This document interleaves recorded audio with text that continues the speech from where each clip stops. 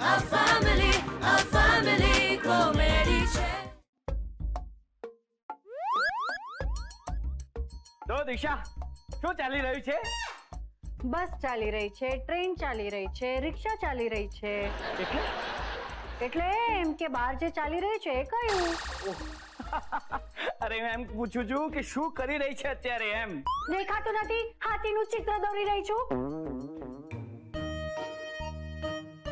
આના ખોટા વખાણ કરીને પણ થોડી ખુશ કરવી પડશે, તો જ આ મારી વાતોમાં આવશે.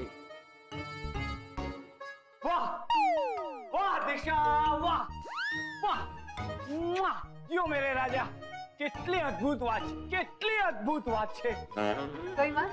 એ જ કે તું સમયનો કેટલો બધો સદુપયોગ કરે છે. હા, આ ચિત્ર દોરવું ને એ કઈ જેવી તેવી વ્યક્તિનું કામ નથી. કોઈ સામાન્ય માણસ આમ ચિત્ર ન દોરી શકે. Thank you so much. અરે વેલકમ વેલકમ.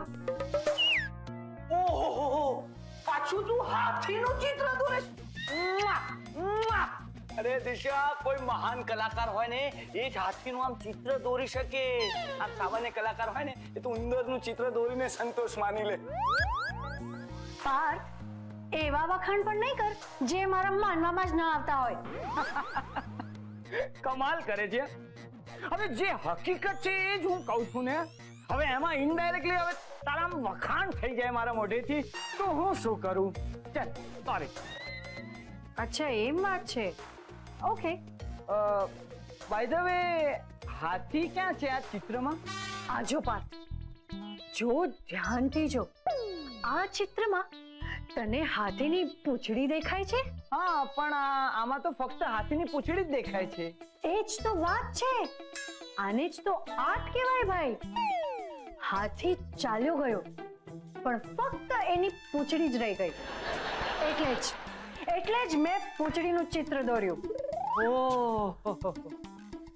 ઓહો, આટલો વાહિયાત જવાબ કોઈ કેવી રીતે આપી શકે? પણ આ તો દિશા છે, એ કંઈ પણ કરી શકે. વાહ વાહ દિશા, વાહ. દિશા, તને ખબર છે, સામાન્ય રીતે આમ લોકો હાથીની વાત કરે ને તો માત્ર હાથીની સૂંઢ યાદ આવે.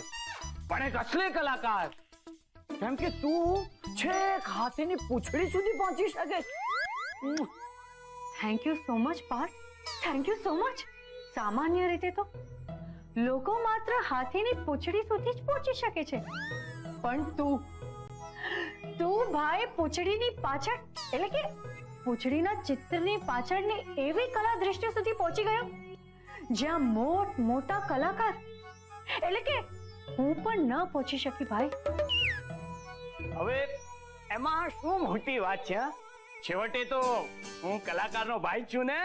વાહ, બહુ સરસ. પણ દિશા, એક વાત છે કે વિશ્વમાં અનેક કળાઓ છે અને એમાંથી માત્ર તે ચિત્રકલાને જ કેમ પસંદ કરી?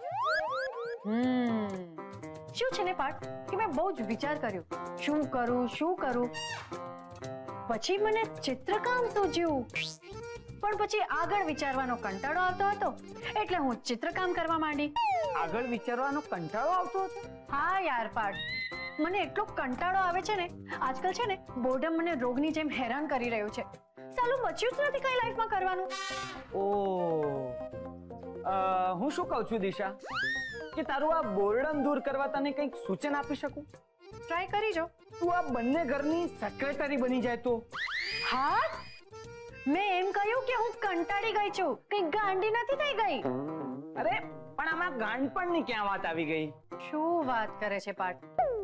પાણીનું મેન્ટેનન્સ, લાઇટનું મેન્ટેનન્સ, સાફ સફાઈનું મેન્ટેનન્સ, સિક્યોરિટીની ઝંઝટ અને દુનિયાભરના ટેન્શન, અને એ બધું પણ મફતમાં કોણ કરે?